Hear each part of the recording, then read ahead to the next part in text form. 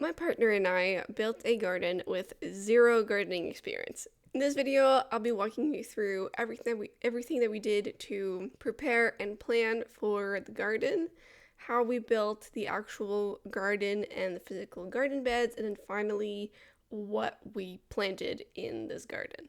Spoiler alert, it did not go according to plan. Many mistakes were made along the way. If you want to know where we screwed up, then you're at the right place and stay tuned. So when I say that we had zero gardening experience, I mean it. The most I did gardening wise was when I had an apartment back in Ottawa. I had a little balcony and I had some little flower boxes that I put, and I had some herbs, basil, mint, sage, that kind of stuff. Fast forward to a couple years ago, my partner had a property out in the country. It was an hour and a half away from the city, so we were really only there on the weekends and on holidays. But they had a little plot of dirt that the old owners would garden in. And one year I attempted to garden, bought all of my seeds, started my seeds. That went actually quite well. And then I planted it, and 2 weeks later, everything was completely dead. The garden didn't have any irrigation system, so we had to hand water all of it. And obviously, the first week that we didn't get rain for the whole week we were gone, everything just died. And that was the end of my first garden. Then we bought this property, and one of our plans in buying this place was to turn it into a hobby farm. Aside from flower beds, there wasn't an actual garden. We could have a fresh start, and we wanted to do it right. Also, hi, if you're new here, my name is Anne-Sophie. I go by Anso. I'm a part-time hobby farmer and business owner, and I make content on our lifestyle. So if you want to know more about farming and life outdoors and being good stewards of nature, then feel free to subscribe and hang out. Okay, so preparation. I was on TikTok quite a bit, and the algorithm did its job of directing me just in the right place. And one in particular I want to highlight. Her account is London's Priorities. She is a TikToker out of Arkansas or Kansas. She shares everything that she knows, and that has been an absolute wealth of knowledge, so I'll link her account below. The other thing that TikTok did for me was to direct me over the books that I needed to read. This guy, the author, also has a podcast and a YouTube channel. I'll link all of it below in the description. We've been diving into it a lot since we started building the garden, but this was really a really great resource to get started. And if you can't guess from the title, we decided to create our garden based on the principles of regenerative agriculture. You don't use pesticides, herbicides, any of that. The goal is to focus on soil health. The better soil you have, the better garden you'll get. I won't dive into all of the different ways that we incorporated regenerative agriculture, because that could be a lot. Like, that could be a whole series. Essentially, if you go to no-till growers and the links that I have in the description, you can learn all about it, along with companion agriculture. Companion agriculture is really the practice of planting more than one thing in a garden bed so that all the plants in that bed benefit each other, right? If you think about a traditional garden, you have one plant per row, but when we're looking at companion agriculture, we want to create combinations. One example of companion agriculture is called the Three Sisters, which is the practice of planting corn, beans, and squash in the same garden bed. So essentially, the corn acts as a trellis for the beans, and then the squash, which will grow fairly low to the ground with very large leaves, will create shade, keeping the moisture in the soil, but also preventing too many weeds. Just as a note, everything that I mentioned in terms of regenerative agriculture and companion planting, that is not new. In fact, there is evidence that these are part of the agriculture systems that indigenous peoples used to have prior to settlers coming and dispossessing them of their land. And Thankfully, these systems have now become more and more popular, I think, as we've realized the potential harm that pesticides and herbicides can have. And that's actually the next point I like to make. But one thing I've noticed so far is that using these principles makes it that our garden is a lot less time intensive than what I've seen and what is out there in terms of traditional gardens. And that was something that I found quite surprising. And then lastly, the other benefit of creating a garden like that is when you think about just having one plant per row, it's not very space efficient as opposed to planting things close together and obviously being picky about what you plant close together so that they don't compete with each other. But if they can benefit each other, you end up with a garden that produces a lot more for the space that you are using. Okay, so we knew we wanted to have a garden that was based on regenerative agriculture and companion planting. Now we had to figure out what that would actually look like for us in terms of building the garden. So the number one priority, and that was probably, we started to think about this in late fall, early winter, was where would we have our garden? There are three main things that we kept in mind when it came to the location. Number one was that our garden would need plenty of sunlight. Number two was that we wanted it close to the house. The closer it is, the easier it is to check on it often, to take care of it, etc. The number three, that there was easy access to water, especially in the beginning when you're planting your seeds or transplanting your seedlings. They need quite a bit of water to get started. Unfortunately, that is also where we realized that we had made our first mistake. The previous year, we planted some fruit trees. We planted apple and pear trees, and it turns out that the spot that we put the trees in would make a really good garden spot as well. Now, don't get me wrong. Again, it makes sense because we wanted the garden in that spot for the same reason that it made sense to plant the trees there, being that there was full sun, it was close to home, and it was easy to water. However, the garden was going to require a lot more work than the fruit trees did. So at that point, we agreed, we accepted that we would have to move our trees. Next up was the actual construction of our garden beds. One type that you are probably familiar with, that is everywhere, that is very popular, is to build raised beds. But we decided to plant directly in the ground for a few reasons. Number one is just the cost of stuff. Now, sure, you can pick up containers and you can get quite creative with the material of your garden beds, but if we wanted to build them out of wood has gotten pretty expensive. That would be a substantial cost to take into account when it came to our garden. However, most importantly is the fact that garden beds tend to drain very well, which is great when you live in an area that gets a lot of rain, but that is not the case for us. Here, it can actually get quite dry in the middle of summer, and so it might make watering a bit harder. And lastly is that right now the garden is quite small. We could realistically do everything by hand. However, we wanted to plan our garden based on wanting to expand and potentially expand to the point where using the tractor would be really useful. And in that case, it would just be easier not to have raised beds. And then when it came to the garden bed size, we don't really have any obstacles in that area where we built our garden. We could really go basically as big as we wanted. The deciding factor again turned out to be the tractor. So the garden beds themselves ended up being 3 feet wide, and our aisles ended up being about 2 feet. And as for the length of the garden beds, I chose 8 feet because that tends to be what gardeners tend to have. Again, I'm just a new gardener here, a baby gardener, so I do try to see what others are doing and understand why they're doing it. But the other reason why we went with shorter beds is that at this stage, we're not producing on a scale where we need very long rows of, just one thing, just tomatoes, just cucumbers. So instead, I wanted to make smaller plots so that each plots we could tend to differently based on the needs of what was planted in it. Okay, moving on to the physical construction of our garden. Now, what I'm about to tell you technically does not fall within the regenerative agriculture principles.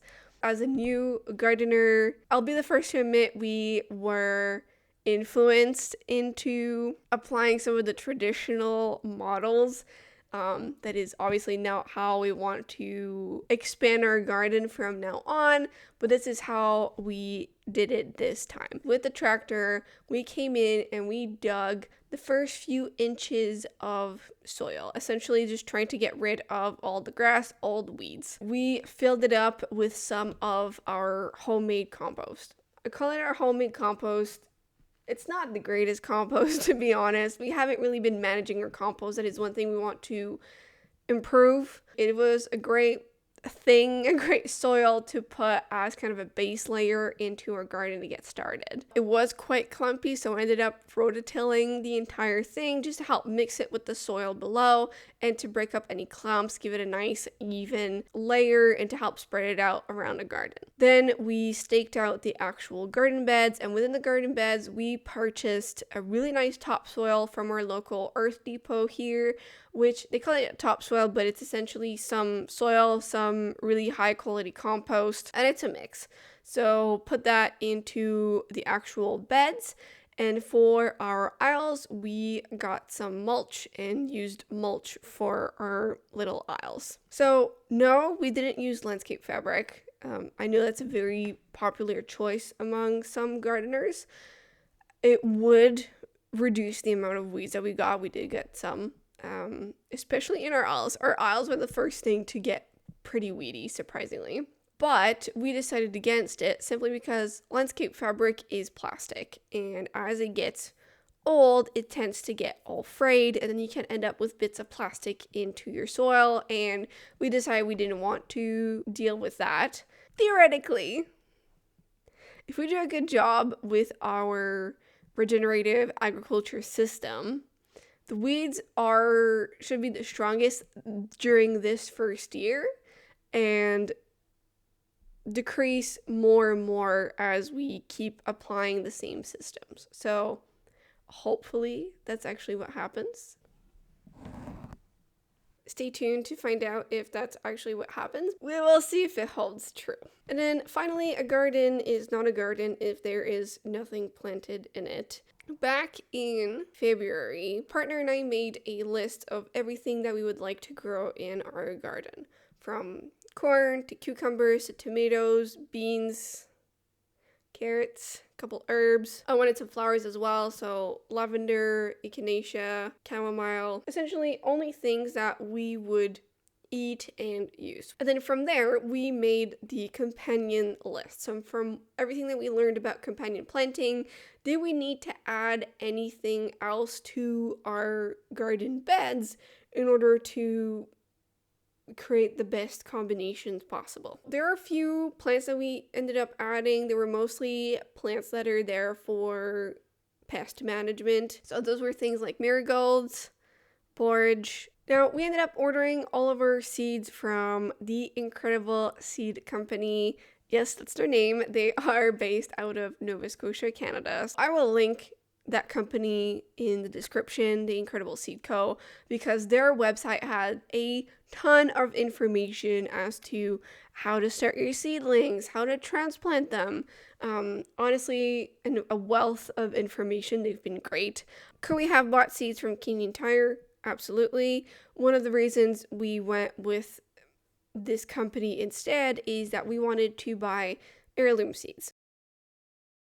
And then the other thing that we really appreciated from their website is it helped us pick which species of everything we should get for our specific planting zone, our specific use of the plant. And they essentially write a little blurb about all the different species of tomatoes that they have, or of cucumbers, or of beans, or carrots that are really helpful to pick out which suits your needs. So when it came to us, obviously the first criteria was finding species that would be good for our planting zone. So we were in zone 5A.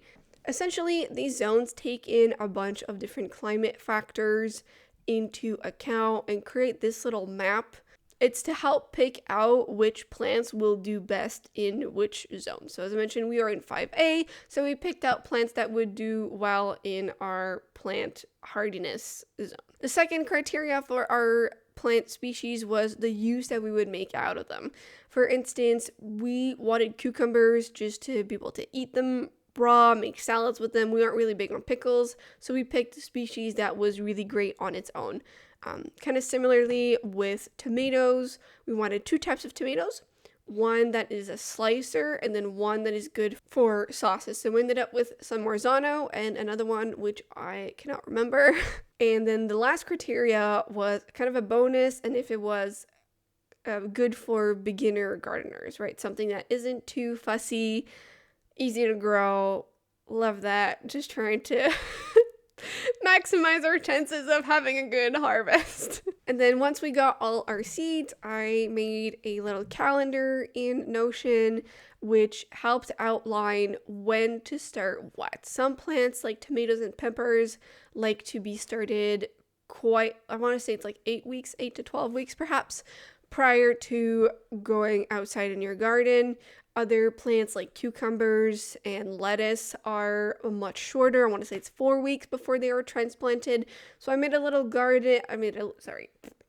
calendar to know when to start what. So obviously we were going to start as many plants as possible indoors in order to give them the best chance outdoors. So we built an entire indoor growth setup, basically with a shelf, some indoor grow lights, and then I bought some little trays from Amazon. So I'll link them below if you want to go check them out. I will dive into how that went in my growth season recap coming this fall. But while we lost some seedlings eventually, everything sprouted. So I would say we were really happy with the seeds that we bought from that company.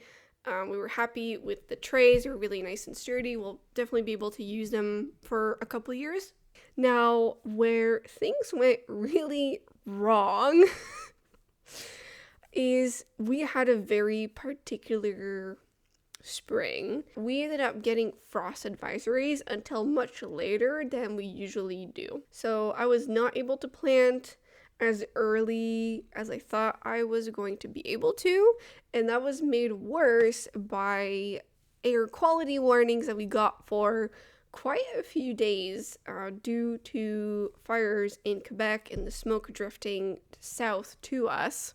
So we lost quite a few seedlings from that and ended up being really, really hot, like abnormally hot during those days as well. So I had to get creative with how I organized all of my garden beds to adjust for what had survived, what had died, the companion planting I wanted to do along with it. And I ended up starting some stuff directly from seeds in the garden instead of transplanting. So I'm curious to see how much I'll be able to harvest, and it will have a much shorter season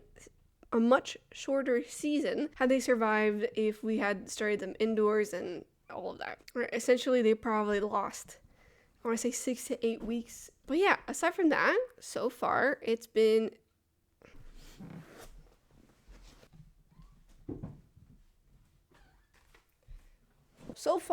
been going way better than what I anticipated. So even though we had such a, terrible start to the season by having so many of our seedlings die, so far, so good. If you follow me on Instagram, I post stories from time to time in my garden. I post reels about my garden. So you might have seen what it looks like now, and I would say that we're doing pretty good. We haven't been able to harvest that much from the garden, so we'll see how that turns out. And then with the rest of, our goals for next year right now are to build a better composting system. As I mentioned, we essentially don't have a composting system right now, and compost is really, really important when it comes to garden and especially no-till regenerative agriculture. So that's something that we are going to dive into. And the second thing is we are already looking at expanding the garden, and we want to go about it differently than how we created the garden in the first place. So we will be diving into that.